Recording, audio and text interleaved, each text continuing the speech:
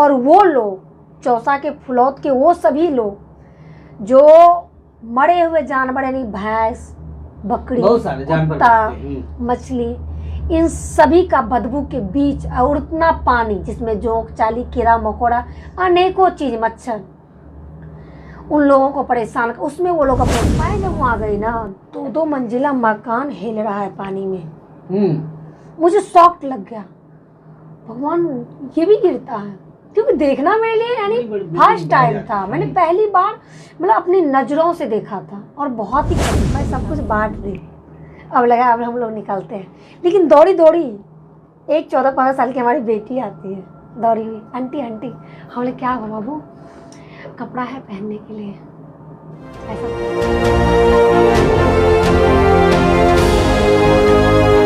The Republican times, खबर ही नहीं विश्लेषण भी। सलाम, नमस्कार, सत श्री अकाल। आप देख रहे हैं रिपब्लिकन टाइम्स में रजूल रहमान। समय बड़ी तेजी से बदल रहा है।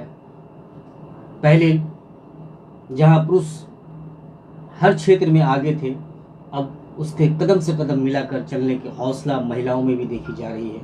काफ़ी तेज़ी से महिलाएं हर क्षेत्र में अपनी एक अलग पहचान बना रही है। ऐसी एक शख्सियत आज हमारे इस लाइव प्रोग्राम्स में जुड़ी है और हमारे स्टूडियो में मौजूद है मिस कोमल कुमारी जी, जो बहुत ही कम समय में समाज सेवी के क्षेत्र में अपनी एक अलग पहचान बनाई है और एक कहते हैं ना कि लोगों के दिलों पर अपनी जो समाज सेवा का जो काम है उसका गहरा असर छोड़ी है। तो आज हमारे साथ बात करने के लिए समाज सेवी कोमल कुमारी जी हैं। हम आपका रिपब्लिकन टाइम्स के स्टूडियो में स्वागत करते हैं। बहुत बहुत धन्यवाद। साथ ही दी रिपब्लिकन टाइम्स के सभी दर्शकों का मैं कोमल कुमारी दी रिपब्लिकन टाइम्स के सभी दर्शकों का हार्दिक अभिनंदन और स्वागत करती हूँ और मेरा प्रणाम।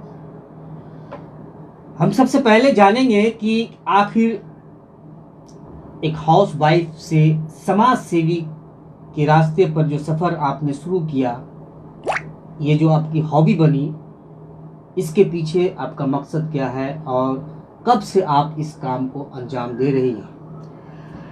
जी, इस काम को करते करते मुझे अभी 2 साल हो गए हैं।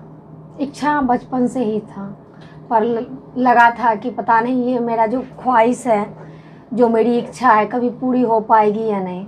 मतलब बचपन से आपके दिल में था कि मैं लोगों की मदद करूं, लोगों की मुसीबत में काम आऊं। जी, बचपन से ही। जैसे कि मेरे पापा दुकानदार हैं, जनरल स्टोर का दुकान, उनकी दुकान पे अखबार आता था, तो उनमें जयललिता मैम के बारे में बहुत सारी बातें लिखी हुई रहती थी। मैं उन्हें पढ़ती थी और कटिंग करके उसको रख लेती थी अपने पास। कभी कभी न्यूज़ चैनल पे भी उनका आता था तो मैं उनको भी सुनती थी टाइम निकाल के, जहाँ से भी हो। उसके बाद क्या हुआ ना, तो हम लोग मिडिल क्लास फैमिली से आते हैं, जो हमारा परिवार था। पापा जहाँ तक हुआ हम लोग की पढ़ाई लिखाई बहुत अच्छे से किए। पढ़ाई लिखाई होने के बाद हमारी शादी हो गई। इच्छा तो तभी भी वही थी मन में, फिर लग रहा था जीवन साथी का सहयोग इस काम में मिलेगा कि नहीं मिलेगा। तो हमारे नगर पंचायत सिंहेश्वर में फर्स्ट टाइम मुख्य पार्षद का चुनाव होने वाला था। 2 साल पहले हुआ है, जो कि फर्स्ट टाइम नगर पंचायत बना था। पंचायत बना, हाँ जी, पहले वो ग्राम पंचायत था, फर्स्ट टाइम था वो नगर पंचायत बना। तो मेरे मन में जो इच्छा था मैंने अपने पति के सामने जाहिर किया। तो मुझे थोड़ा सा डर भी लग रहा था कि पता नहीं हाँ बोलेंगे ना बोलेंगे, डांट डपट करेंगे, क्या तुम बोल रही, हम तो पैसे से डॉक्टर हैं। सही बात है। जो हमारा जो क्षेत्र है, हमारे क्षेत्र में आज भी मधेपुरा या कोसी इलाका को पिछड़ापन माना जाता है। आज भी बहुत सारी सोची कुरीतियाँ हैं जो लोगों के जहन में रहता है। तो ऐसे हालात में डर होना स्वाभाविक है। तो जब आप अपने पति के सामने अपनी इच्छा को जाहिर की तो उनका क्या कहना?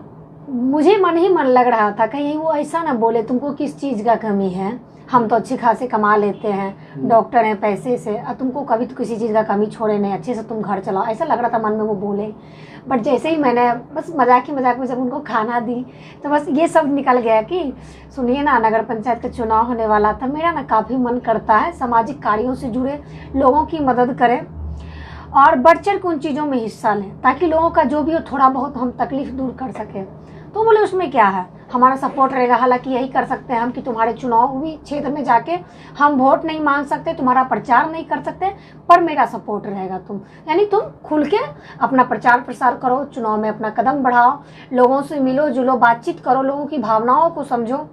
उन चीज़ में उन्होंने मुझे बहुत खुशी हुआ। लग नहीं रहा था कि ऐसा कुछ होगा और वो ऐसा कुछ मुझे बोलेंगे कि तुम जाओ।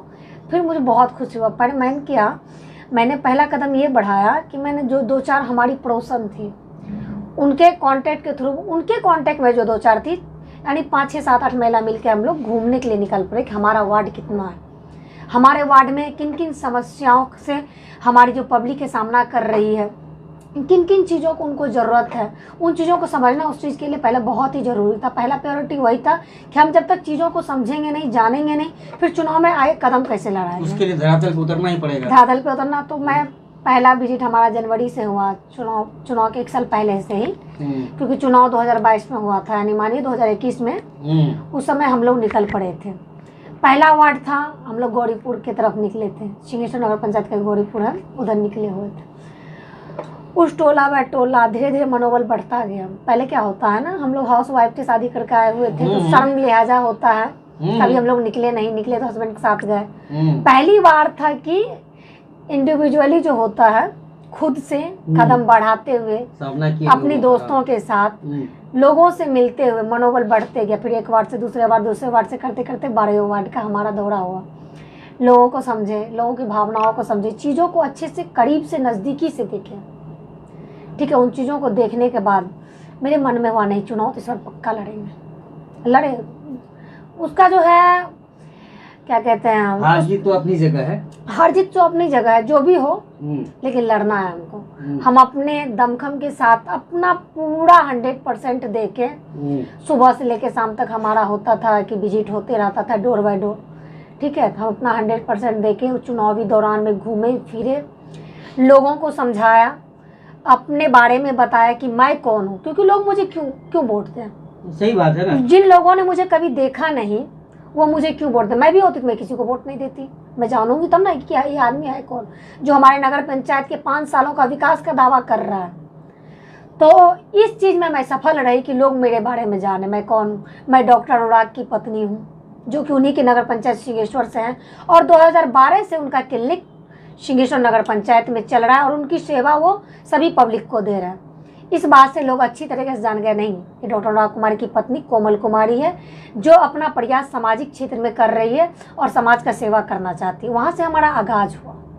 उसके बाद चुनाव का रिजल्ट आया तो उस रिजल्ट में यह था कि मेरी हार हुई, पर मुझे उस बात का 1% कोई फर्क नहीं पड़ा मुझ पर।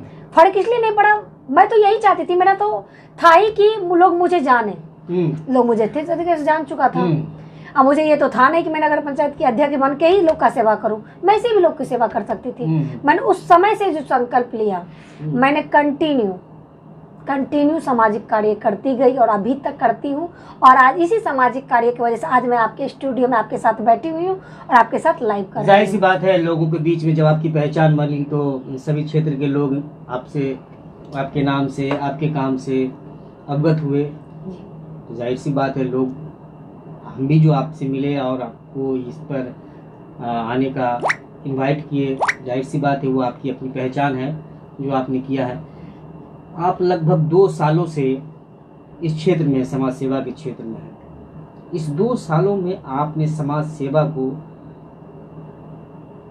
में क्या अनुभव किया और कितना गहराई तक इसमें जाने की कोशिश की? जैसे 2 सालों में तो बहुत सारी घटना इधर हुई है। हाल में बाढ़ का मामला आया था, उसमें भी मेरे ख्याल से आप 2-3 जगह गई थी, 4-5 जगह। तो उसमें जो, क्योंकि एक कहीं ना कहीं आप देखे होंगे सामाजिक कार्य में समाज सेवी का चोला पहन के बहुत सारे लोग जो है ना अपने मफाद के लिए समाज सेवा करते हैं। और कहीं आप मदद करने गई हैं तो किन किन मुसीबतों का सामना करना पड़ा आपको? देखिए, इसका क्या अनुभव रहा आपके सामने? देखिए, अनुभव मैं अभी आपके साथ साझा करूंगी। कोई भी काम आसान नहीं होता, हर काम में बहुत सारी समस्याएं आती हैं। क्योंकि बतौर महिला समाज सेवा करना एक महिला के लिए कितना चुनौतीपूर्ण होता है।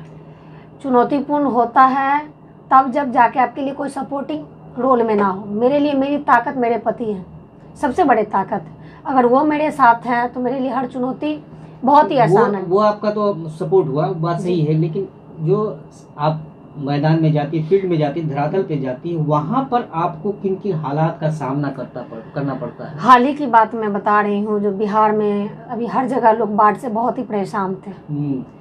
तो उस समय था कि जब मैं देख रही थी न्यूज़ तो बहुत सारा न्यूज़ आ रहा था। उसी दौरान जब मैंने एक संस्था खोला हुआ नया सवेरा फाउंडेशन ट्रस्ट, क्योंकि था कि एक संस्था होना चाहिए जिसके तहत मैं लोगों की मदद करूं, जिसके तहत लोग मुझे याद करें कि एक संस्था है नया सवेरा जो लोगों के जीवन में सवेरा लाता है। उस समय हमारे सवेरा को भी आज 1 साल 2 महीना हो चुका है।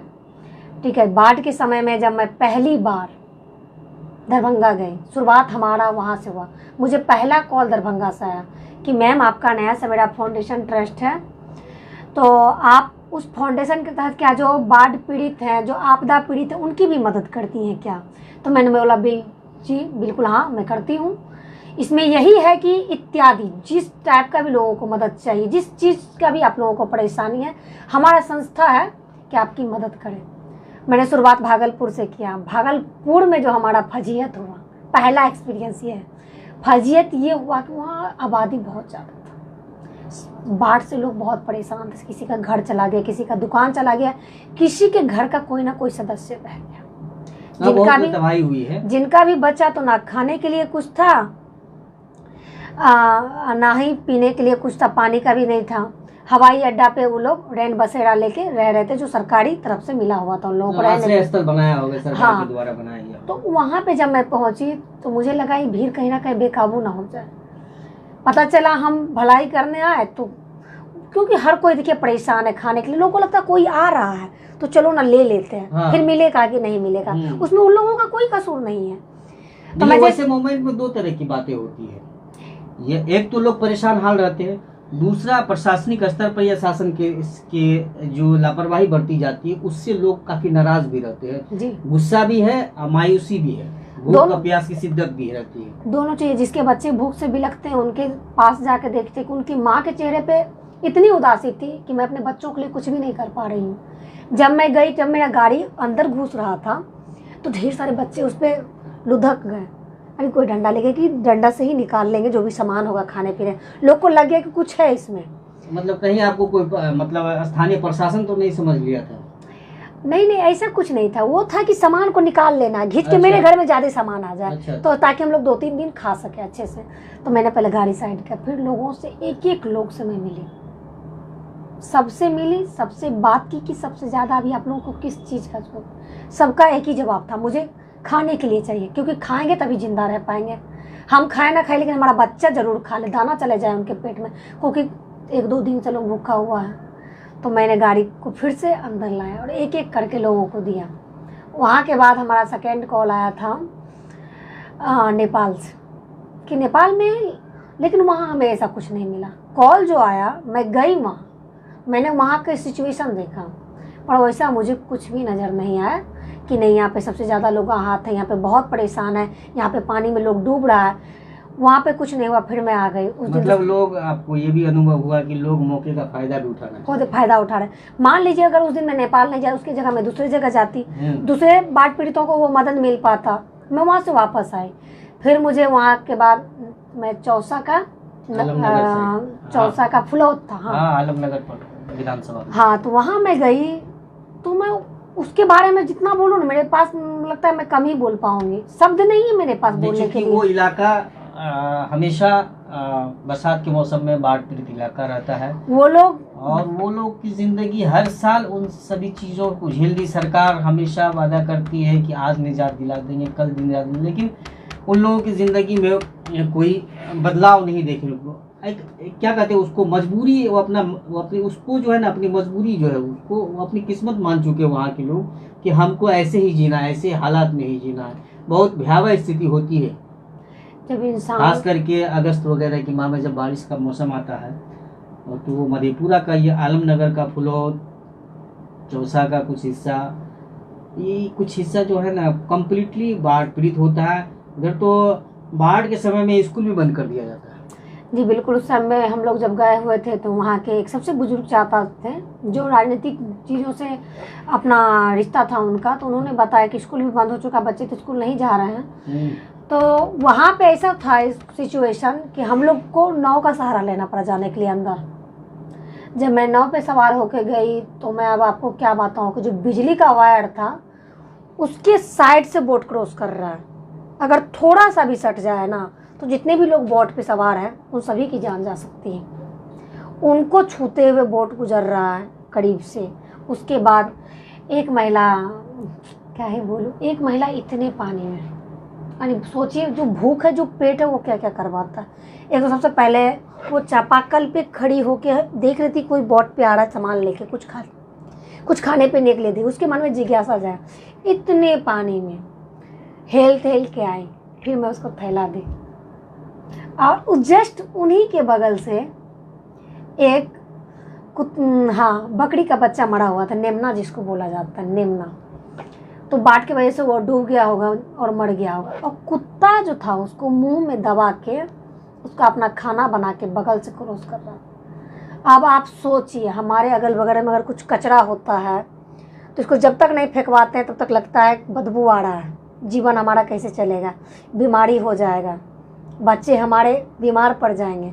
और वो लोग, चौसा के फुलौत के वो सभी लोग जो मरे हुए जानवर, यानी भैंस, बकरी, कुत्ता, मछली, इन सभी का बदबू के बीच और उतना पानी जिसमें जोंक, चाली, कीड़ा मकोड़ा, अनेकों चीज, मच्छर, उन लोगों को परेशान, उसमें वो लोग अपना जीवन चला रहे थे। मुझे बड़ा दुख हो रहा था। मेरे बस में जितना था, मेरी संस्था के बस में जितना था, मैंने उन लोगों के लिए किया। लेकिन मेरे मन में जिज्ञासा हो रहा था, अगर मेरे बस में ऐसा होता तो मैं इन लोगों को इस पानी के बीच से निकाल पाती। देखिए, एक बात सच्चाई है, हमने बड़ा करीब से 2008 का भी कंटिन्यू में यहाँ था, उस दौर में भी, और महसूस किया उन लोगों की जो दुख दर्द होते हैं। उस सब विपदा के समय में भी, आपदा किस तरह से होती है, उसमें लोगों के साथ जो परेशानियाँ होती हैं।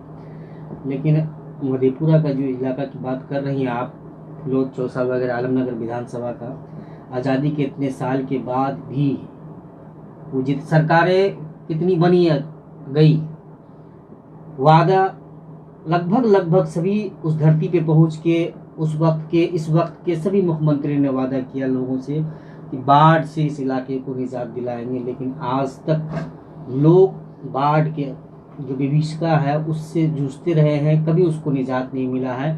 और हमने देखा कभी आपदा और विपदा में, 2008 में भी देखा, अगर जैसे आप लोग जैसे समाज सेवी और लोकल लोग जो मदद नहीं करे ना, तो भूख से मरने वालों की तादाद इतनी हो जाएगी कि सरकार गिन नहीं पाए। हमने उस वक्त भी महसूस किया था कि लोग अगर मदद नहीं करते, 2008 में भी लोग अगर मदद नहीं करते, कुछ सामाजिक संस्था मदद नहीं करती, तो मरने वालों की, भूख से मरने वालों की तादाद बहुत ज़्यादा होती है। तो ऐसे वक्त में निश्चित तौर पर समाज सेवियों का, सामाजिक कार्य से जुड़े लोगों का बहुत बड़ा रोल होता है। मुसीबत ज़्यादा लोगों की मदद करते हैं और उसको जीने की एक उम्मीद देते हैं।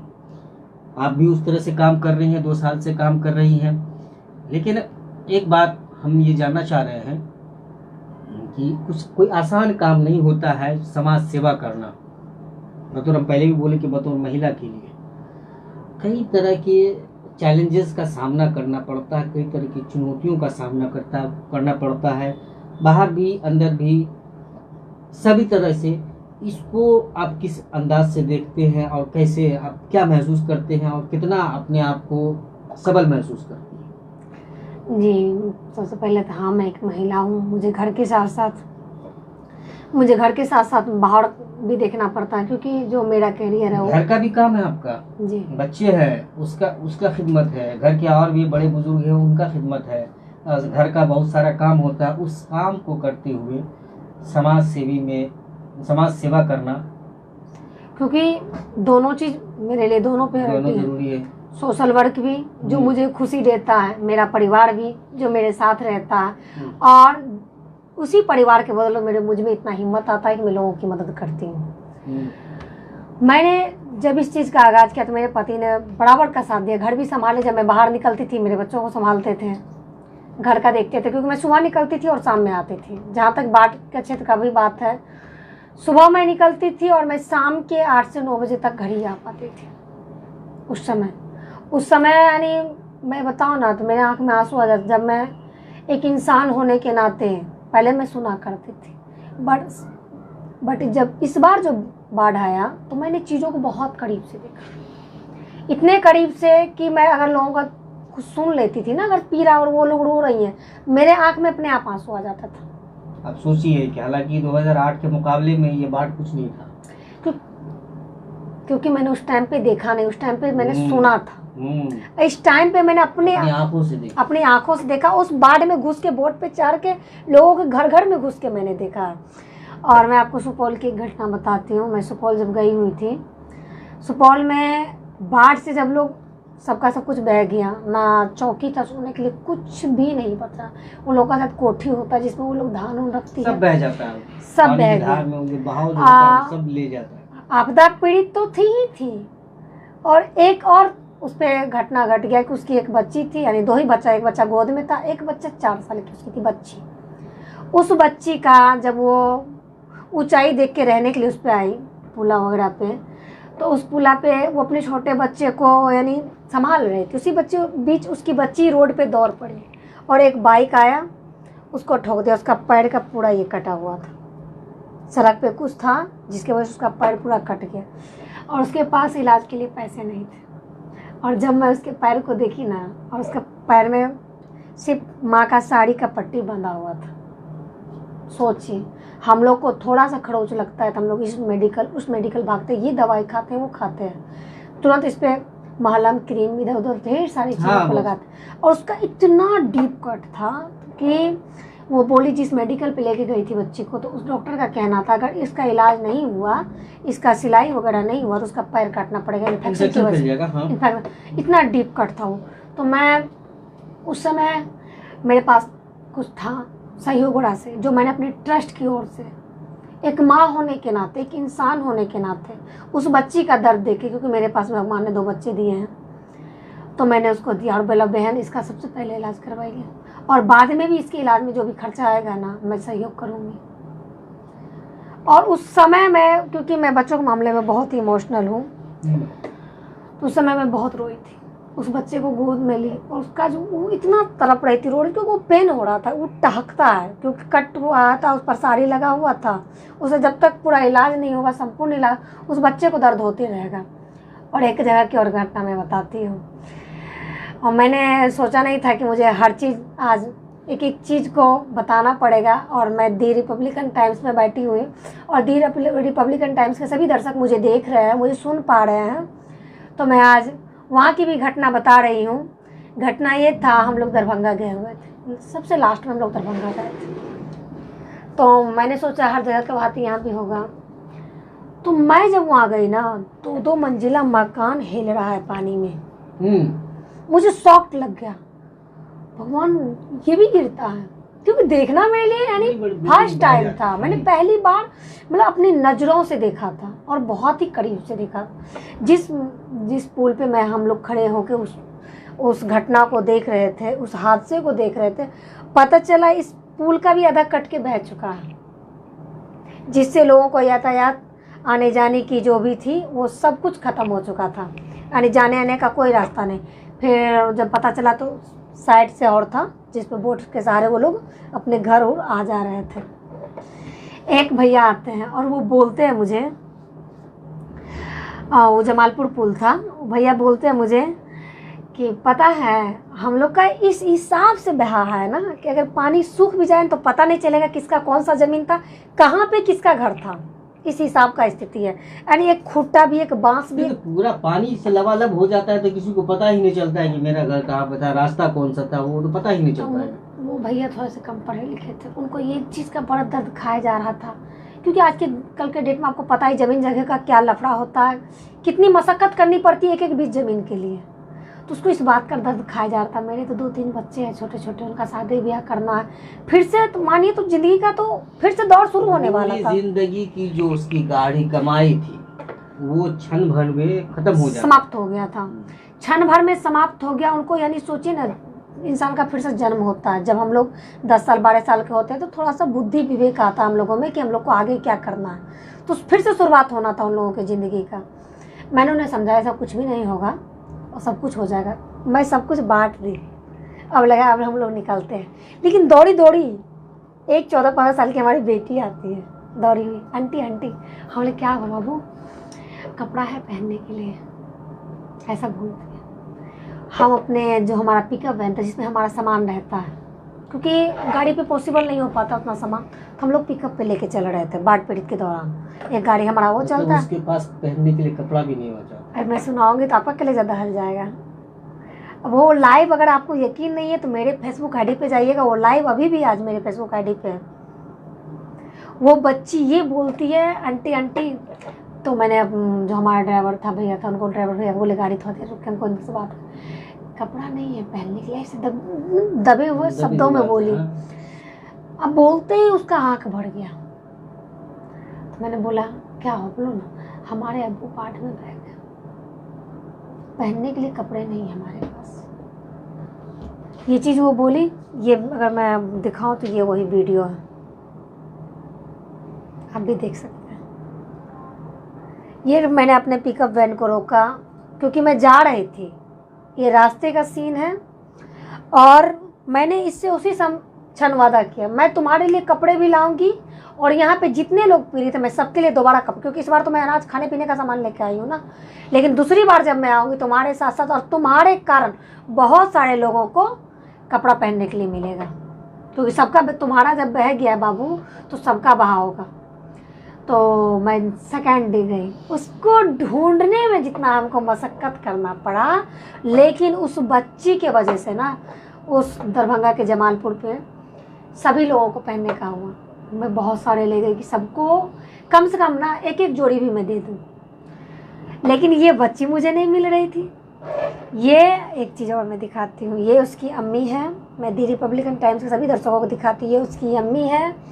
जब मैं फोटो दिखा के इसकी अम्मी से पूछ रही हूँ, ये इतने बड़े सदमे में थी, किसी का शौहर गया था भाई, किसी का पति चला गया, और उसकी खत्म हो गई, जिंदगी खत्म हो गई। अब ना कोई कमाने वाला बच्चा है, ना घर परिवार को देखने वाला, उसका बेटी का जो पढ़ाई लिखाई का खर्चा कौन करेगा।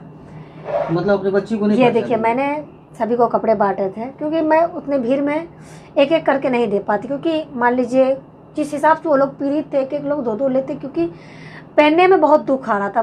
तो इस लोग को मैंने क्या किया, मैंने ऊपर से ये चीज़ देख देख के कि लोगों को एक एक जोड़ी कम से कम मिल जाए, हर किसी को मिले, कोई बाकी ना रहे। इसकी अम्मी से मैं पूछती हूँ, ये इस लड़की को आप पहचानती हैं? वो इतने बड़े सदमे में है, वो बोल रही है नहीं मैं नहीं पहचानती। अपनी बेटी को नहीं पहचानती? अपनी बेटी को क्यों? वो फोटो को देख कहाँ रही है, बस ऐसे देख रही है, लेकिन उसका जो ध्यान है ना वो कहीं और है। तो मैं पूछते पूछते बहुत दूर तक हम लोग को जाना पड़ा, सबसे पूछ रही हूँ कहाँ है, फिर जाकर कुछ दूर पर पता चलता है वो शायद खाला लगती है उनकी, वो बोलती है अरे तो मेरी बहन की बेटी है। वो भी अपने कपार पे कुछ सामान लेके आ ही रही थी, फिर कहती है तू ना चिन्ह रे, तोरे बेटी न हो, ऐसे करके वॉइस था उनका, क्योंकि वो मुस्लिम समाज से थी, उस इलाके का भाषा है वो। ये देखिए, मैं उस बच्ची से दोबारा मिली, और उनके हाथों में जो मैंने उनसे वादा किया था वो पूरा करते हुए मैंने सहयोग राशि भी दिया और ये कपड़े भी दिए, ताकि उसके जीवन यापन के लिए कुछ आसानी हो जाए। मैं तो दे ही रही हूँ, बहुत सारे लोग आएंगे जो उनको देंगे, और मैं भी बाद में उनका मदद कर सकती हूँ। देखिए, लोग देख के ही लोग दूसरे को भी एक प्रेरणा मिलती है, लोगों की मदद करते हैं। बहुत सारा एक बहुत ही वो समय, उस समय के आप शब्दों में बयान नहीं कर सकते, उसके दर्द को, उसकी तकलीफ को आप शब्दों में बयान नहीं कर सकते हैं। जिसके साथ बीतता है, उसके साथ क्या गुजरता है, उसको ना हम बयां कर सकते हैं ना आप बयां कर सकते हैं शब्दों में। लेकिन लोग, जो देखने वाले लोग हैं, जैसे आप बताएं, उनको जो महसूस होता है उसका कलेजा फट जाता है। तो जिसके साथ बीतता है तो उसके साथ क्या होगा। हम ये कहना चाहते हैं कि ये जितनी भी बिहार में विपदा आपदा की बात आती है, बाढ़ से, कोसी नदी जो है ना, कोसी नदी कोसी वासियों के लिए नहीं बल्कि बिहार वासियों के लिए एक तोहफा, एक सौगात बन सकता है। लेकिन सरकार की लापरवाही के कारण या मनमानी के कारण कह लीजिए या सरकार की लापरवाही के कारण कह लीजिए, जो कोसी नदी कोसी वासियों बिहार वासियों के लिए वरदान साबित हो सकती, उसको अभिशाप बना दिया गया है। हर साल अस्थाई निदान पर कोई बात नहीं होती है। ये आप तो कम शेयर किए, हमको लगभग 2-2.5 दशक से ज़्यादा हो गया ऐसे हालात को देखते हुए। हर साल एक उम्मीद बनती है और उम्मीद को तिनके में बिखेर दिया जाता है। सरकार जिसकी भी बनी हो, सिर्फ वोट की सियासत किए। अगर सरकार चाहे ना तो ये जो कोसी नदी है, इससे कोसी क्षेत्र का किसान ही नहीं, बिहार के भी किसान और उनका खेत लहलहा उठेगा। और सरकार चाहे तो इससे बिजली उत्पादन कर ना सिर्फ बिहार को मुफ्त बिजली मुहैया करा सकती है, बल्कि अदर स्टेट अदर कंट्री को भी सप्लाई दे सकती है, बेच सकती है, इनकम भी हो सकता है। लेकिन पता नहीं, जैसा कि आप सुनते होंगे बाढ़ के समय में, इस बार भी सुने होंगे कि ये बाढ़ नहीं, ये कमाई का जरिया है। सत्ता में बैठे शासन प्रशासन के लोगों के लिए कमाई का, क्योंकि इसका कोई ऑडिट नहीं होता, ये बहुत ही बड़ा जरिया है। तो आप इतने दिन में आप महसूस किए होंगे। अब हम बात करते हैं आपके पंचायत नगर पंचायत को लेकर। नगर पंचायत की कुछ समस्या पर हम आपसे बात करना चाह रहे हैं, क्योंकि सिंहेश्वर नगर पंचायत से आप चुनाव लड़ चुकी हैं और सिंहेश्वर नगर पंचायत में आपने किन किन समस्याओं को देखा है जो लोगों को जूझना पड़ता है। मार्केट है, बहुत बड़ा मार्केट है, सिंहेश्वर मार्केट है। और सिंहेश्वर मार्केट है, सिंहेश्वर मार्केट में आप चूँकि महिलाएं हैं, मार्केट में कहीं पे सार्वजनिक शौचालय बनाया गया? जी, मार्केट में तो कहीं भी सार्वजनिक शौचालय नहीं है।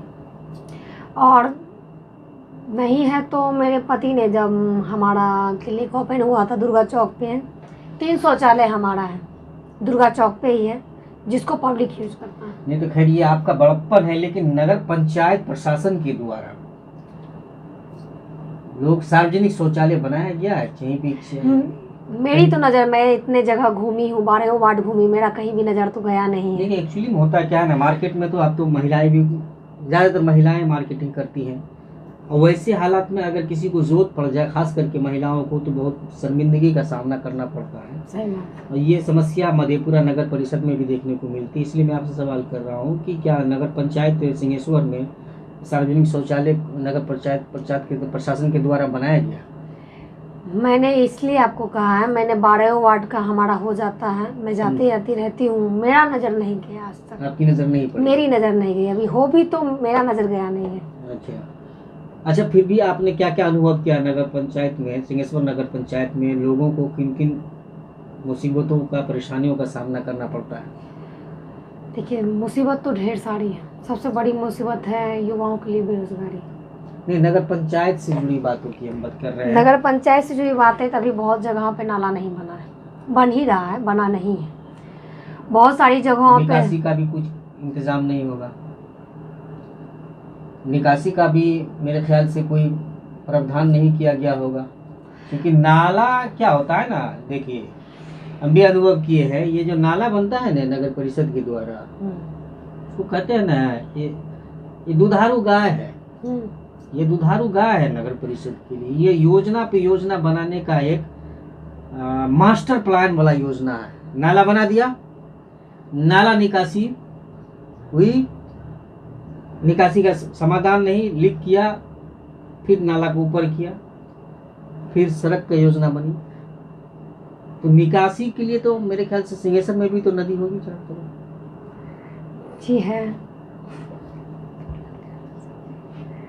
सिंहेश्वर में भी तो, जैसे मधेपुरा में आप देख लीजिए, मधेपुरा में चारों तरफ नदी का साधन है, लेकिन निकासी पर अभी तक काम नहीं हुआ है।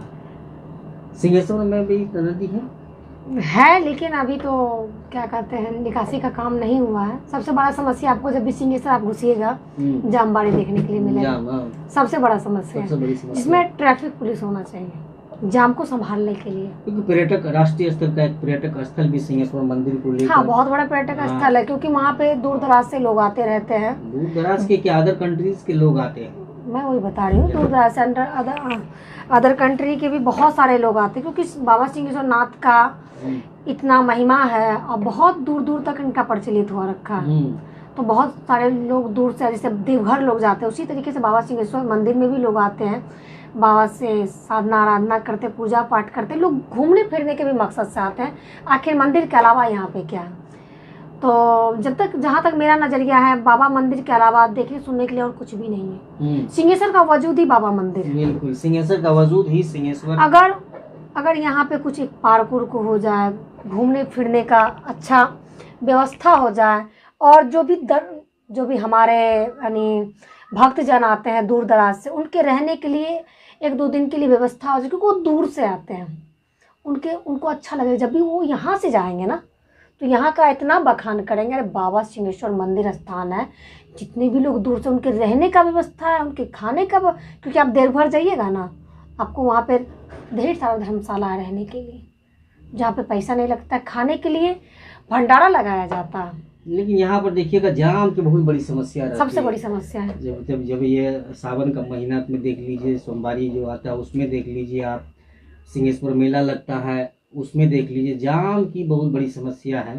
ओवर ब्रिज की भी बात हुई थी, ओवर ब्रिज बनने की भी बात हुई थी, लेकिन जो दर्जा तो दे दिया गया है कि सिंहेश्वर महोत्सव का राज्य स्तरीय, लेकिन फैसिलिटी नहीं मिली है, उस तरह का काम नहीं हुआ धरातल में।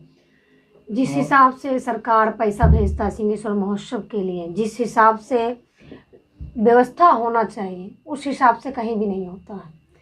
मान लीजिए जितना पैसा आ रहा है सरकार के यहाँ से, देखिए ना, कुछ दिन पिछले बार वाला में देख लीजिए कि 15 लाख का नींबू पानी पिलाने का मामला सामने आ गया। अब मैं आपसे ये बोल रही हूँ, आपने इससे पहले ये शब्द कभी नहीं सुना होगा कि 15 लाख का किसी ने नींबू पानी पिला दिया। ये तो धड़ाधड़ क्या बोले, बेईमानी बोल सकते हैं इसको। अगर हम तो 15 लाख का नींबू पानी मायने रखता है। और मैं पूछना चाहूंगी, 15 लाख का नींबू आया कहाँ से, ये कहाँ उपजा था, किस जगह से लाया गया था? अगर कोई बता दे कि यहाँ पे 15 लाख का नींबू था, तो मैं भी दर्शन कराऊंगी कि वहाँ इतने तादाद में नींबू हो रहा है। नींबू पानी पिला दिया गया, इतिहास में पहली बार सुनने को मिला। सिंहेश्वर के प्रांगण में मेला को लेकर श्रद्धालुओं को 15 लाख का नींबू पानी पिलाया गया। खैर वही तो बता, पैसा का भी मिसयूज बहुत होता है, विवाद भी बहुत सारा चलता ही रहता है।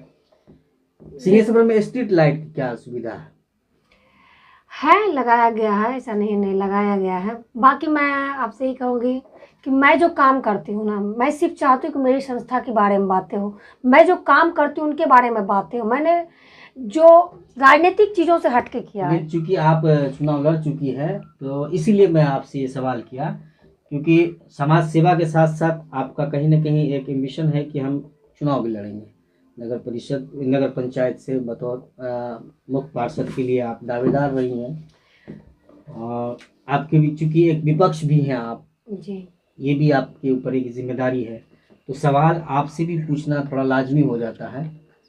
समाज सेवा की बात हमने किया ही, और भी करेंगे, लेकिन कुछ सवाल नगर परिषद के समस्याओं से भी उठना लाजमी है आपके द्वारा। मौका मिलेगा तो चुनावी क्षेत्र में फिर से मेरा जो कहते हैं कम बैक होगा। मैं फिर से आऊँगी, उसी दमखम के साथ आऊँगी, और लोगों का जोरों शोरों से मैं विकास करूँगी। बाकी उन चीज़ों के बारे में मैं भी नहीं सोचती। मैं सोचती हूँ अगर मेरी नज़र कहीं जा रही है, अब मेरे कानों तक किसी का मैसेज आ रहा है कि मैम यहाँ पे ऐसी हालात है, यहाँ पे ऐसी इमरजेंसी हालात हो चुके, आप एक बार आके देख लीजिए, एक बार आके आप मदद कर लीजिए। मतलब कम्प्लीटली आप फिलहाल जो है ना समाज सेवा पर फोकस करना चाह रही हैं, और जहाँ तक मुमकिन होगा यथासंभव आप ज़रूरतमंदों को की मदद करने की ख्वाहिश रखती हैं। क्योंकि हर किसी का होता है प्रायोरिटी, हम ये करेंगे तो हमको खुशी मिलता है, हम ये बढ़ेंगे ना वो। अब मेरा खुशी ये है ना कि मैं लोगों का दुख दर्द दूर करती हूँ, तो मुझे सबसे ज़्यादा मुझे लगता है वो अंतिम खुशी है इंसान के लिए। लोग कहता है अच्छा कर्म करो, अच्छा कर्म क्या होता है?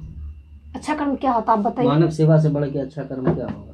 वही सवाल मेरा आपसे था। मानव सेवा से बढ़ के कोई भी कर्म ऐसा नहीं है, क्योंकि जो खुशी आपकी वजह से उनके चेहरे पे है ना, वो सबसे बड़ा खुशी आपके लिए भी बनता है कि मेरी वजह से उनके चेहरे पे खुशी आया है, मेरी वजह से उनका दर्द थोड़ा सा कम हुआ है।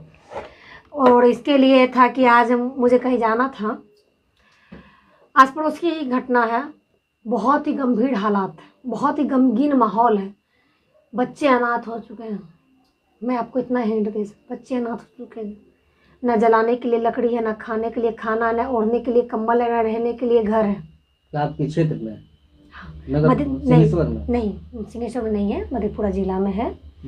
ठीक है, एक और जगह है जो हमारे सिंहेश्वर में ही है, आस पड़ोस में है। ये 2 जगह है। आज मैं नहीं जा पाई, मुझे अभी तक तकलीफ हो रहा है कि मैं अगर आज चली जाती तो उनका दर्द कम होता, लेकिन कोई बात नहीं है, मैं कल जाऊंगी तो जितना मैं सोची हूँ उनसे थोड़ा सा ज़्यादा करूंगी उसके लिए, उनका तकलीफ। आप अपना जो ट्रस्ट बनाई है जी, इस ट्रस्ट से आप किस किस टाइप के लोगों की मदद करती हैं? गरीब, लाचार, बेसहारा, बेबस, आपदा पीड़ित, ब्लड, ऑक्सीजन, मेडिसिन, इतना तक मैं करती हूँ लोग। जैसे कि किसी का शादी ब्याह का भी होता है तो उसमें भी मैं हेल्प करती हूँ। जैसे हमारी बेटी की शादी, और एक बेटी की शादी में एक बाप से पूछिए कितना खर्चा आता है, कितनी तकलीफ होती है। बाप के जो ऊपर ही कपड़े के अंदर जो वो 3-4 छेद वाले वो गंजी पहन के बेटी के लिए शॉपिंग करता है, और माथे पे उसका वो शिकन बता देता है कि वो एक एक पाई को जोड़ रहा है अपनी बेटी की खुशियों को बटोरने के लिए, कि बेटी हमारी ऐसी जगह जाए कि उसे कोई भी तकलीफ ना हो। तो हम लोग सहयोग करते हैं। और क्या एजुकेशन के लाइन में भी कुछ काम कर रही हैं? कोशिश है हमारा, जैसे कि एजुकेशन लाइन में कि कोई बच्चे बहुत गरीब, लाचार, बेसहारा है, पढ़ना चाहता है, ख्वाहिश है उनकी कि हम पढ़ लिख के अपने माँ बाप का नाम रोशन करें, और हमारी स्थिति, हमारी हालात ऐसी है कि हम पढ़ नहीं पा रहे हैं। तो वहाँ से क्या होता है, क्योंकि ज़्यादा तो नहीं हो पाता है। अभी ट्रस्ट भी हमारा 1 साल हुआ है, नया ट्रस्ट है हमारा। तो अभी जहाँ तक हो पाता तो मानिए कि 70-80% हम अपने घर से ही कर रहे हैं, क्योंकि समाज जब तक इस चीज़ों के बारे में नहीं जानेगा तो उसमें डोनेशन नहीं आ रहा। जब डोनेशन नहीं आ रहा है तो हमें थोड़ा सा यानी जो हम ज़्यादा करना चाहते हैं, एक लिमिट के दायरे में रहना पड़ना, एक लिमिट के दायरे में हम अपने बजट के द्वारा हम उन चीज़ों को कर पाते हैं। और क्या होता है ना, अभी जैसे हम क्या करेंगे, जो बच्चा भी पढ़ना चाह रहा है और हम सोच रहे हैं मैम हम पढ़ेंगे, कुछ आप कोऑपरेट कीजिए, हम वहाँ पे उनकी शुरुआती कदम में उनकी मदद करते हैं। अब बीच बीच में हमारा ये कोऑपरेशन रहता है कि आप हमसे कांटेक्ट कीजिए, जब भी होगा करेंगे, ठीक है। उसके बाद अभी क्या है, हम लोग जो पहला स्थापना दिवस मनाए नया शिवरा फाउंडेशन ट्रस्ट का, मेरे लिए वो दिन बहुत ही खुशी का था, क्योंकि जो मेरा सपना था ना, ये ट्रस्ट मेरा सपना हो गया था, क्योंकि इसके तहत मैं लोगों की मदद कर पा रही थी। तो इसका स्थापना दिवस मैंने सोचा कि मैं बहुत ही अपने ऑफिस में मनाऊंगी, अपनी टीम के साथ मनाऊंगी और कुछ लोगों को मैं बुलाऊंगी। लेकिन उस दिन का हमारा था कि मुझे बाढ़ पीड़ित क्षेत्र में ही जाना था, बाढ़ पीड़ित इलाका में ही जाना था। और उस दिन मैं गई हुई थी बाढ़ पीड़ित इलाका में, तो वहाँ पे मेरे मन में एक ख्याल आया कि जो केक मैं यहाँ काटूंगी, हमारे लिए तो सामान्य बात है, कटते रहता है, कभी इस दिवस से कभी उस दिवस से, हर मौके से कटते रहता है। अगर वो लाचार बच्ची जो भी उसके घर में गमगीन माहौल है, उसके चेहरे पे खुशी नहीं आ रही, क्योंकि बच्चे जब तक खेलेंगे नहीं कूदेंगे नहीं उसके चेहरे पे खुशी नहीं आएगा। मैंने सोचा बच्ची केक देख के बहुत खुश हो जाएगा, तो मैंने उस केक को लिया। तो आप वहाँ जाके मैं बच्चों के साथ केक काटी, तो बच्चे काफ़ी खिलखिलाए थे, काफ़ी खुश थे, क्योंकि मेला का समय था और वो लोग को मौका तो मिला नहीं मेला देखने का, लेकिन वो केक को खा के, क्योंकि भीड़ इकट्ठा हो चुकी थी, उनके साथ के बच्चे उनके आसपास आ चुके थे और इतनी भीड़ थी और तब केक खाने के लिए उत्साहित थे। मैंने सबके साथ केक काटा, बहुत ही अच्छा फील हुआ। चलो नहीं, इससे बेहतर और कुछ नहीं। चलिए, बहुत बहुत शुक्रिया आपका कि आप इंसानियत की खिदमत कर रही हैं, समाज सेवी के क्षेत्र में अच्छा काम कर रही हैं। हमारी शुभकामनाएं आपके साथ हैं। शुक्रिया। एक और हादसा मैं आपके साथ शेयर करना चाहूँगी आपके लाइव में। इससे पहले वाली जो दिवाली थी, पिछली वाली दिवाली, एग्जैक्ट दिवाली के दिन हमारा था कि सबके घर में पकवान बनता है, दीप जलता है, पकवान बनता है। हाँ, तो उस दिन था ना कि सुबह उठे और सुबह ही मुझे कुछ न्यूज़ मिला, कुछ वीडियो मेरे पास आ गया, लोगों ने भेजा था, एक बार देख लीजिए। वो ट्रस्ट उस समय ओपन ही हुआ था, कुछ समय ही हुआ था, यानी 2 ही 3 मंथ हुआ था लगभग। तो लढ़ा गांव है, उस गांव में 7 घर जल के खाक हो गया था, 7 घर जल के खाक। दीपावली के दिन? दीपावली से एक दिन पहले हुआ था। अच्छा। मुझे खबर मिला दीपावली के दिन सुबह में। मैंने अपने घर का सारा तैयारी छोड़ दिया और मैं एक एक सामान को इकट्ठा करने लगी कि उनके घर में भी एक एक कैंडल जरूर जल जाए, उनके घर में भी आज के दिन कुछ अच्छा बन जाए। मैंने हर वो चीज़ इकट्ठा किया, एक एक चीज़ जो एक महिला के गृहस्थी में होना चाहिए, घर में किचन में होना चाहिए, जिससे उसके घर का खाना पीना अच्छे से बन सके और उनके बच्चे खा सकें। और मैं वहाँ पे सातों घर के लिए सारा सामान इकट्ठा की, कपड़े लत्ते जो बर्तन वगैरह होता है वो भी लिया, बच्चों के लिए मिठाइयाँ ली, कैंडल लिए, ताकि उनके घर में आज के दिन अंधेरा ना रहे। मैं उन लोगों के साथ दिवाली मनाए। और मैं कहती हूँ कि जितना मुझे घर में खुशी नहीं मिलता दिवाली मना के, उतना मैं उन लोगों के साथ दिवाली मना के खुशी महसूस कर रही थी। सही बात है, दूसरे के लाचार के चेहरे पे खुशी मिलती है तो उससे बड़ी खुशी कुछ नहीं होती है। हाँ, हम लोगों ने आप यहाँ आई, अपनी जो अनुभव रहा आपका समाज सेवा का, आपने बड़ा ही भावुक पल को भी बताने का कोशिश किया कि किस तरह का आपका अनुभव रहा। बहुत इमोशनल सीन भी आपने शेयर किया। हमारी शुभकामना है कि आप इस तरह समाज सेवा के क्षेत्र में काम करते रहे। रिपब्लिकन टाइम्स का बस इस तरह का प्रोग्राम करने का मेरा रिपब्लिकन टाइम्स का सिर्फ एक ही मकसद है कि जो भी लोग समाज के प्रति, समाज हित में कुछ अच्छा कर रहे हैं उसको थोड़ा प्रोत्साहन मीडिया के तौर पे भी, मीडिया में भी मिलना चाहिए, उनको जगह मिलनी चाहिए ताकि उसका हौसला अफजाई हो सके और वो और ऊर्जा के साथ लोगों की मदद कर सके। यही हमारे लिए भी बड़ी बात होगी कि हम ना कर सके तो कोई दूसरा तो कर रहा है, अगर हम उसकी हौसला अफजाई करते हैं तो हो सकता है कि वो और बढ़ चढ़ के लोगों की मदद करे। यही बहुत बड़ी बात है। वैसे भी पत्रकारिता भी मानव समाज सेवा ही होता है, अगर इसको बतौर मिशन पत्रकारिता किया जाए तो। लेकिन आर्थिक रूप से और भी कई तरह से, क्योंकि पत्रकारों का अपना एक मसूलियत होती है, उनका अपना एक व्यस्तम ज़िंदगी होता है, वो लोगों की आवाज़ उठा सकता है, मुसीबत को दिखा सकता है, शासन के सामने, प्रशासन के सामने, समाज सेवियों के सामने, वो सब रूबरू कराता है। तो ऐसे ही समाज सेवी उनके पास जाके उनकी मदद करते हैं, उसके आंसू को पोंछने की कोशिश करते हैं। तो हमारा यही मकसद है कि ऐसे लोगों को हम थोड़ा प्रोत्साहन करें, उनकी थोड़ा हौसला अफजाई करें ताकि वो और भी ऊर्जा के साथ लोगों की मदद करें। आज हमारे इस लाइव के प्रोग्राम में बस आज इतना ही। आखिर में अगर आप कुछ कहना चाहते हैं तो कह दीजिए। शुक्रिया आपका, आप मुझे इस प्रोग्राम में बुलाए, बहुत बहुत धन्यवाद आपका। दी रिपब्लिकन टाइम्स के सभी दर्शकों का एक बार पुनः मैं धन्यवाद करती हूँ। तो आज के लिए बस इतना है। आगे भी किसी एक नए चेहरे के साथ हम आप लोगों के सामने रूबरू होंगे। तब तक के लिए धन्यवाद।